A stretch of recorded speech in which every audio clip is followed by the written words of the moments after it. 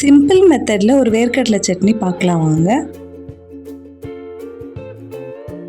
டக்குன்னு செஞ்சிடலாம், டேஸ்ட்டு அல்டிமேட்டாக இருக்கும். வாங்க எப்படி செய்யுதுன்னு பார்க்கலாம். வேர்க்கடலையே நல்லா ஃப்ரை பண்ணியாச்சு. இப்போ இது நல்லா ஆறட்டும். தோல்லாம் நீக்க வேண்டியதில்லை, அப்படியே மிக்ஸி ஜாரில் வேர்க்கடலையே ஆட் பண்ணிடுறேன். இப்போது சட்னிக்கு தேவையான அளவு கல்லுப்பு ஆட் பண்ணிடலாம்.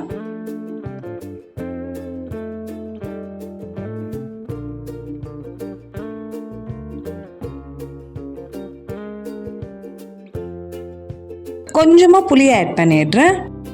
காரத்துக்கு 5 பச்சை மிளகாய் ஆட் பண்ணிடலாம்.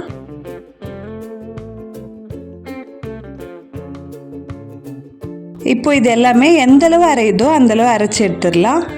இப்போ இந்தளவு அரைஞ்சி வந்திருக்கு. இப்போ 1 கப் வாட்டர் ஆட் பண்ணிவிட்டு அரைச்சிடுறேன்.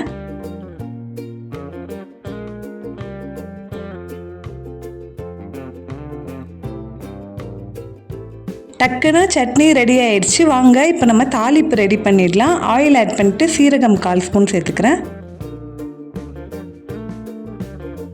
கடுகு 1/2 ஸ்பூன் ஆட் பண்ணிடலாம்.